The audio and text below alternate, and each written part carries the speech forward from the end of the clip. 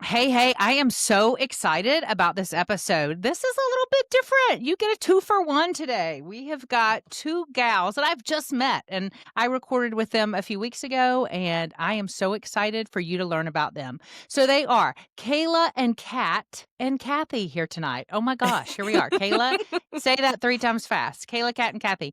So Kayla and Kat, welcome. Hey, thanks for Thank having you. us. I think this is going to be so fun. And I think there are so many people who are going to be like, what? This exists by the time we're done with this podcast. So I'm not going to give it all away. We're just going to dive in and they're going to have to keep listening to learn what you ladies are all about. How does that Yes. sound? I love That it. sounds great.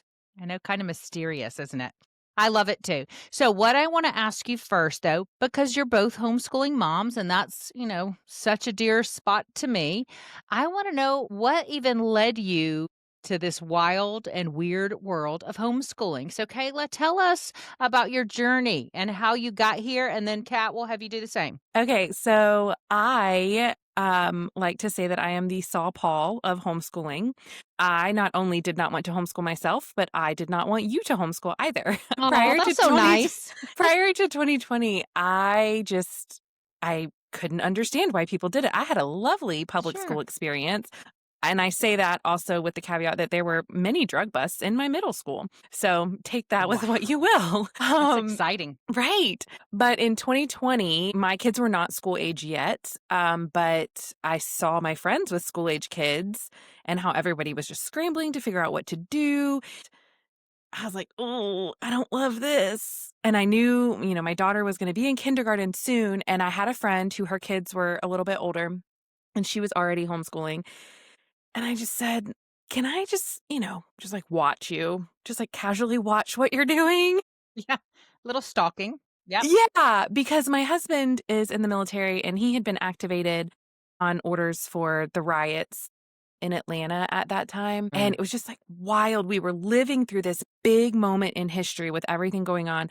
And I had this thought of what are my children going to learn about this time period when they get to that point? And so I started watching my friend and praying heavily. And I was like, Lord, I do not know what you're doing here, but if you want me to do this, you are going to have to change my heart and then give me all the help. And so I just really started feeling like, okay, I think that I might could do this. And so I took it to my husband and he was homeschooled, but back in the time when it just looked a little different. And he was like, I don't know, I don't think that's the route we want to go. So then I started praying, okay, Lord, change my husband's heart. If this is what we're supposed to do, that's how I'll know because you'll change his heart. And he said, if we move out of this county, because we were in a county that had a really good school system, if we move out of this county, we can homeschool. And a couple of months later, he got a new job in a different town. Wow.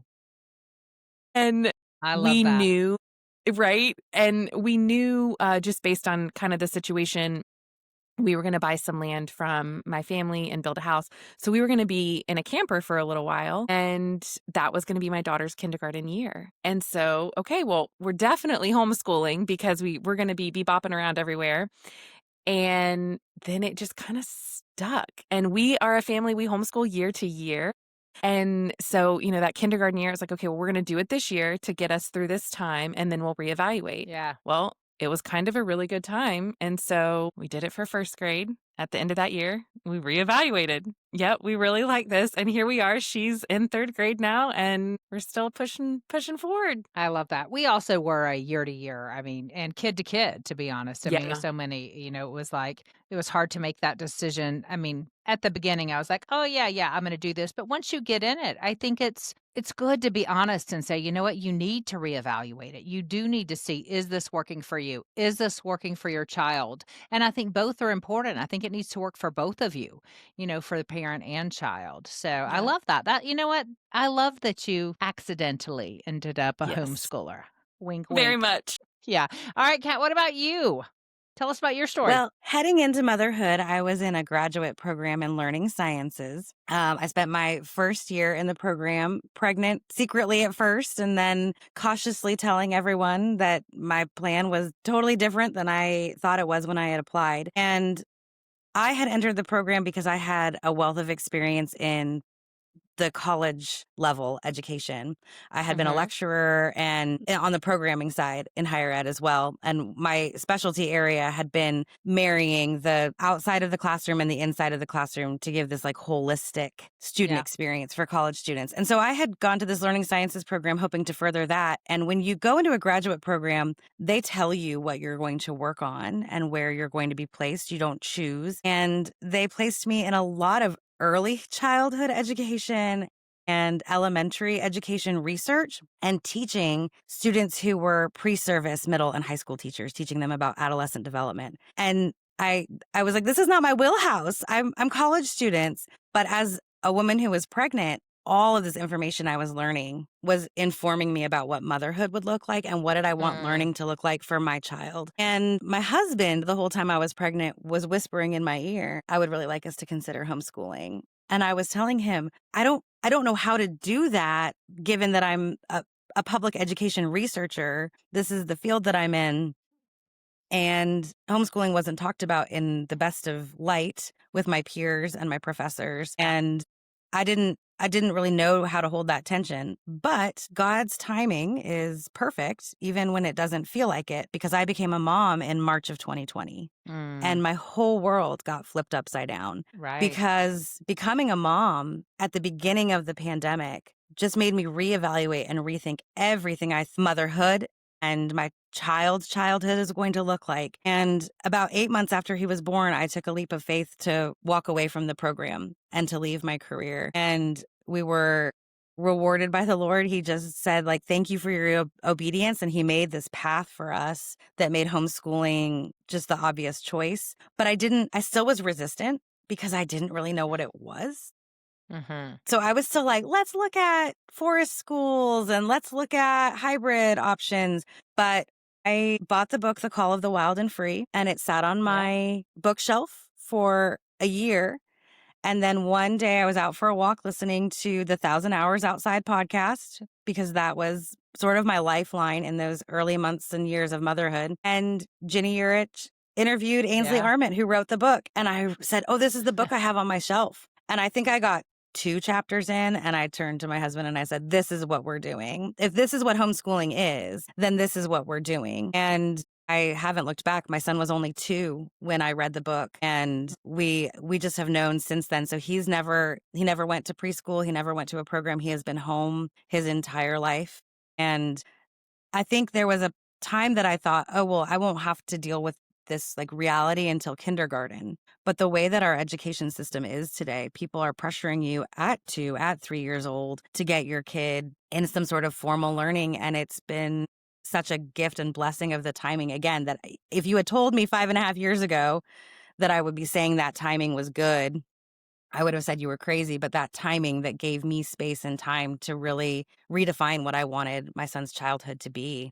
And Yeah. we've been living it. I love that. Well, good luck to you all. I'm a lot of years down the road from you, but I love hearing the excitement of you starting. And I think that's so encouraging because we have young moms who mostly listen to this podcast. And so I bet they're already going to be encouraged just from your stories of how you started. So, how did you two become friends? Like, tell me that. I don't even know that story. Well, it still comes back to that book, The Call of the Wild It and Okay. Free. does. Okay. So Go, Ansley. All right. I read the book, and there is not a very long part of it, but there is a couple pages about groups, wild and Yeah. free groups. And I said, well, I'll find the local group and I'll join it. And I went to go join it, and there isn't one. And so then I got mad, and I just sat with being mad for a little bit. And then I had some time praying with the Lord, and he said, if what you need isn't here, you could create it. And I thought, my son's only 2. I don't think I should lead a homeschool group. That doesn't make sense to me. But at the same time, I don't want to wait 3 years to build the community that we'll need then. Yeah. And so I did it. As silly as it seemed to have a 2-year-old and start a Wild and Free group, I went ahead and I did it. And I had tons of support from Wild and Free. And Kayla was one of the first people to join the group. She came to the 3rd meetup. And so we have been friends ever since and been growing together. And I had no idea what Wild and Free was. I just moved up to this very rural community and went online looking for homeschool groups in the area. And I was like, yeah, I don't know. That looks great. And it's funny because I am not, if I had known what Wild and Full was, I might have been like, I don't know that that's for me. But here we are. Kat's got me hiking all through the woods and doing all the nature things, which is wonderful for my kids. But yeah, we just hit it off and it has just been the loveliest friendship. I love that. And I still remember growing. on your website, you just did describe yourself as, what was it, outsidey, not outdoorsy or Outsidey. something? You were Yes. outsidey. Yes, I love Yes. that. I can appreciate outsidey. I'm probably a hint more outdoorsy than outsidey, but not far, not far. Yeah. So I like that. I like that description. Okay, so you have this friendship. Here you are. Mhm. You're wild and free. You're kind of wild and maybe some free. But now you've decided from that you're going to start a podcast, as you would, as any Yeah. friend Of does. course. You say, Of let's course. let's start a podcast. So tell us how it went from, hey, let's be besties, to let's start a podcast. Well, in March of last year, no, this year. This year, right? Yeah. Yeah. Yeah. Golly, it feels like it's been forever. I saw on Facebook that Lego Discovery Center of Atlanta was having homeschool month in March, and tickets were crazy discounted from like $27 to $9. But it was only Monday through Friday, and it was only through the end of March. And so I scrambled. My kids are crazy into Legos. And so I scrambled to get us there. I think Monday was the last day of March, and we went on that Friday before. And I was just telling Kat, oh my gosh, there's got to be a better way than finding out about this stuff last minute. There's got to be some kind of digest that you can go to if Yeah. it's the month of March and say, these are all the things in my area that are going on. And so we had that conversation, and then we got invited to speak at an expo in our community, and we taught this breakout session on finding your homeschool path. And afterwards, we were kind of like, okay, That that was was kind of fun. fun. Yeah. Yeah. And then Kat said, Why don't we start a podcast? And we both had been feeling a call to focus on our community, on our region, to think locally.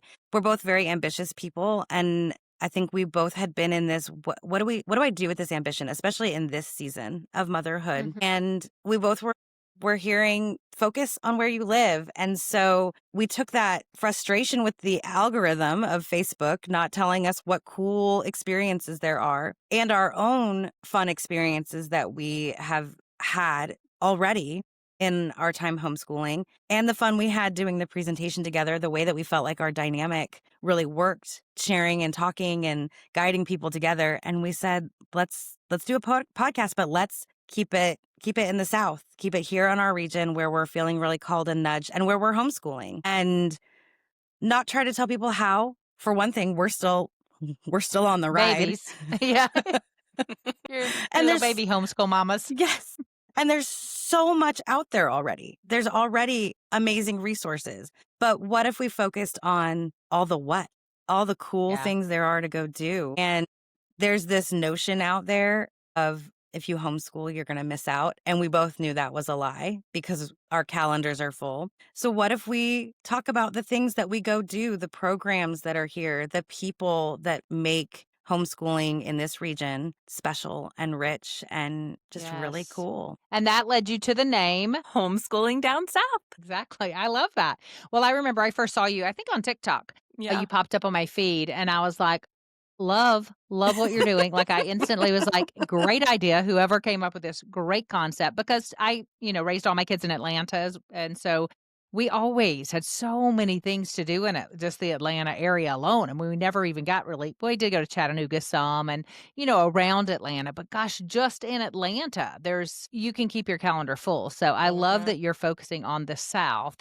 And what do you think is your favorite so far? Like, what's been your favorite discovery that you didn't know about, but you've discovered since starting the podcast? Ish. We probably have different ones, I would guess. Well, that's because good. That's fine. Yeah. Yeah. Yeah. Because we do have different themes for our episodes. And one of them is nature. And since Kayla's outsidey, I'm Yes, probably going to pick a outsidey. nature one. Yeah. I So will what'd you say, pick? I think one of my the most fun was our science education day at the Braves. That was such a fun experience. I enjoyed, Kat and I are going to talk about it after the fact anyway, so we might as well press record and put it out there so Absolutely. other people know what's going on. But it was such a cool experience because while there were a lot of school groups there, the homeschool community showed out. And it was, I got goosebumps just looking at all the homeschoolers and just, thinking like, this is amazing. Look how many homeschoolers are in our area doing this thing. And were they talking to each other? I'm just kidding. No, they were sitting in their nice, neat family pods, not saying a word. That was sassiness. So sassy. Yeah, I love that. Yeah, the Braves, we did tours. I don't think they had a science day where my kids are little, but they definitely had homeschool days and you could go tour and they would have a couple players there. And they were just so gracious as hosts, I remember, as an organization that I was so impressed with that. Yeah. So I think my favorite has been the Chattahoochee Nature Center. We had been there as a family before we started the podcast journey, and it was not long before. And then I went back and it was knowing that we were going to be recording an episode. And I just kind of was looking at it through sort of a different lens, thinking about how will I translate this experience for listeners. But then also it was really fun when we hopped on and we were recording, and Kayla is just so good at the deep dive, the research, the finding all the info. And as we were recording, she looked up and found out that they have a homeschool program. We had just been going on our own to explore things we'd been researching at home. And I ended up signing up for their homeschool naturals class because of our conversation on the podcast.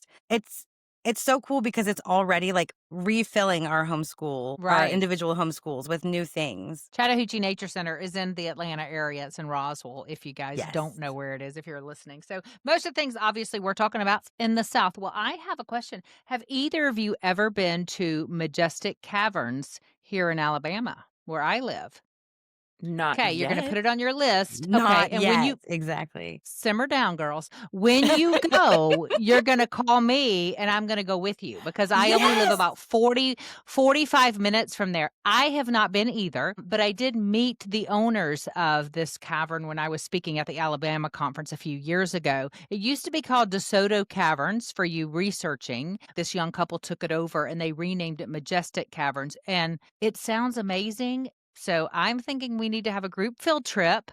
I'll find some little kids on the road and take them with me, or maybe I'll see if my grandkids are available. But yeah, I want to go. Let's do it. it. So fun. Okay. So I just thought I would bring that to your attention since you were, down south. This is a little further south, but I think it's worth a trip. It's not that far. And I only live 45 minutes, so you could turn it into a lake day and bring the kids to the lake and we could make it a whole thing. Don't so tempt I me think with that a would be good fun. time. We know so much within like an hour of where we live in Northwest Georgia, but we are trying to start to branch out. We would love for people to tell us what there is in Alabama or South Carolina or Tennessee that we don't know about because that's not right where we're homeschooling, and invite us. We'd love to come. Or if we can't make it, then interview people who are experiencing really cool things. Yeah. I love that. And I think it's going to be so helpful to these young moms because, again, like you said, one, it takes so much time to research. And so many of us listen to podcasts anyway. So just put on one of your episodes and learn about this place. And then it gets you excited. Half the time we're listening to podcasts with our kids in the car. So they too can listen and get excited. And I love the concept of that you're doing that. Is there somewhere else that you want to go that you've not been yet in your area other than Majestic Caverns? One of the places on our bucket list is also in Alabama. We really want to go to Gulf State Park.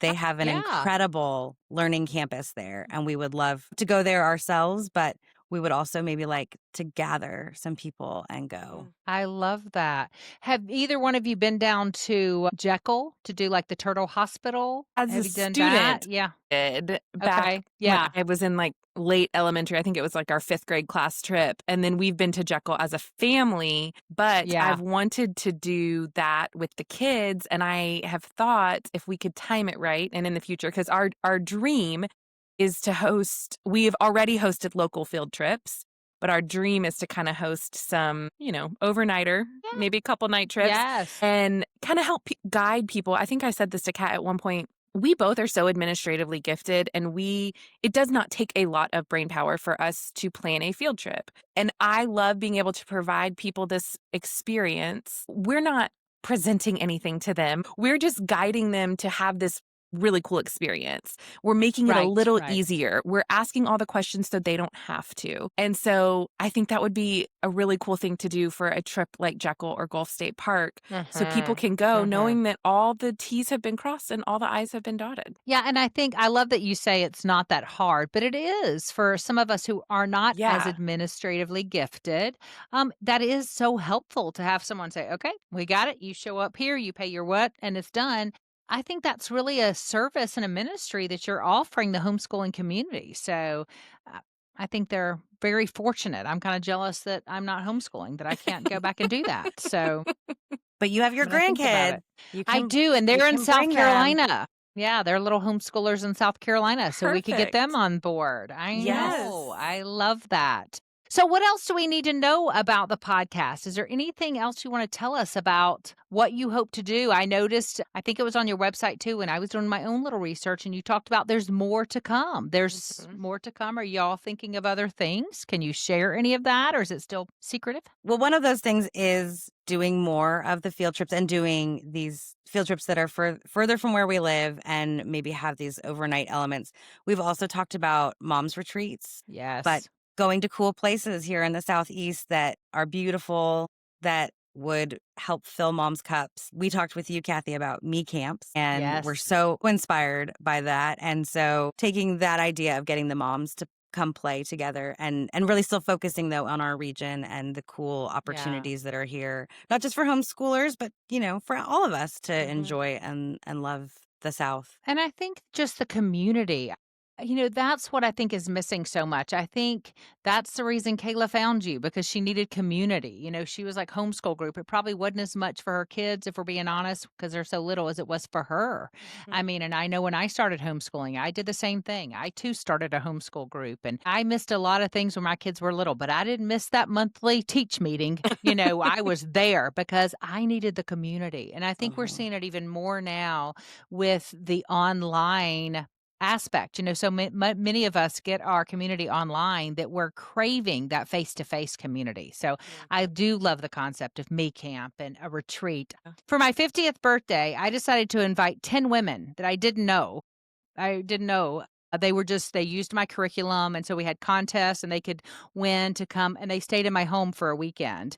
And we cooked for them and served them and brought a massage therapist in, and I had a friend who is a holistic practitioner, she did foot baths, and we just loved on these 10 strangers. A couple of I had met them, like, if I was speaking, they would come up and talk to me, so I had met some of them, but I really didn't know them, and it was the most beautiful weekend, and we have continued to do it every 2 years after. So we had a beach house in South Carolina, they came there one time, and now we live on the lake, they've been here twice. So every 2 years, that group of women still come to my home for the weekend, and now they've become dear to me, and they're like little sisters, dear friends, and it all started just having these strangers in. So I think there's benefits, and I've benefited as much as I think they have by doing that. So I can't suggest enough how much I love the idea. And as I've mentioned in many posts of yours, whatever I can do to help and support you, that's the stage I'm in now is to get to love on young mamas starting out. So I want to do that. Well, one last thing I want to ask you. Well, two last things actually. One, I want to know piece of advice. So I know you're still baby homeschool mamas, but you've been in it for a few years. You've learned things already. So what, each of you tell me, what's the one thing? Like if you could just go back to that little girl at COVID, freaking out, thinking about it, what would you go back and tell her 5 years ago? Stop stressing about the curriculum. It's Yeah. okay to change. It doesn't mean you failed. It's okay to skip a page because your child has this concept down and they can move on. And that's something I just finally made myself believe this year. Good for you. But Good for I you. I spent so much time stressing about we have to fill out every page and we have to, and bless it, if I'd have found you when I was homeschooling kindergarten, my life would have looked a lot different because Mm. really the play is so important. And I was so I had not allowed myself to break out of my public school mindset, and it was so important to do the worksheets, and it's just not that Right. important, especially in kindergarten. Yeah. Not only is it not important, it actually does more harm than good, is Yes. what research not that you I'm not saying that you harmed. I mean, it is what it is, but I do think when you study the research about a worksheet, we see kids who are rushed, Mm. even just developmentally with their fingers developing. They're not even really ready to hold the pencil a lot of times. So, wasn't saying you were harming your child. Don't that wasn't No, at not at all. all. Because we all do the best we can and what we Yeah. know, right? We all just do. I mean, I was filling my firstborn with red dye for the first 3 years before I realized that it was poison. So, I mean, we just do the best that we can, and when we know better, we do better. Yes. So, I love that, and I love the curriculum one, even though I write curriculum. You don't need it, especially in those early years. You Yeah. don't need it. You need to let kids discover, experience, explore. Kat, what about you? What would you go back and say? Find community, absolutely, but always trust that you're enough. Mm. As a That mom gave of me an only goosies. child, I spent so much time feeling like I have to make sure he's surrounded by other kids because he's an only child. And Mm, what I've learned in the last year, I went through a medical trauma and was really unavailable to him. And what I learned coming out of that is that he needs me first and foremost, and his dad, he needs our family first and foremost, and that our adventures and our learning time together is the most important part. And the community is beautiful on top of that, but that foundation is enough. I love that. That's beautiful. Yeah. I love that you can offer that to yourself and to other moms listening because I think that's probably a tattoo we should all have personally. All right. Lastly, tell me if you're willing, do you have a favorite childhood memory of yourself? My goodness, that's tough. I think I can do it. Yeah. Okay, You Kat, go go ahead. first. So my family had a Airstream camper parked at a RV park across the street from a lake that was 3 hours from where I grew up. I grew up in Northern California on the coast where it was beautiful, but always foggy. And this was 3 hours east in the mountains on the lake. It was hot whenever we went. And I have the best memories of being at that lake and driving a remote control boat around it and just being with my parents and it being this just special place that was just ours. I And love that. those memories are really sweet. And what is extra sweet now is that I ended up marrying someone who is from right there where we would vacation in the summers. And so Oh, we have now this like shared connection and memories of that space. that is beautiful. I absolutely love that. Great story. Okay, I found mine, and All it's right. kind of comical when I realized that because I was very much a sorority girl, girly girl, clearly outsidey, not outdoorsy. But I also now have a million chickens, and I do a lot of like vegetable gardening. And I would say my favorite childhood memories surround my being at my grandparents' farm.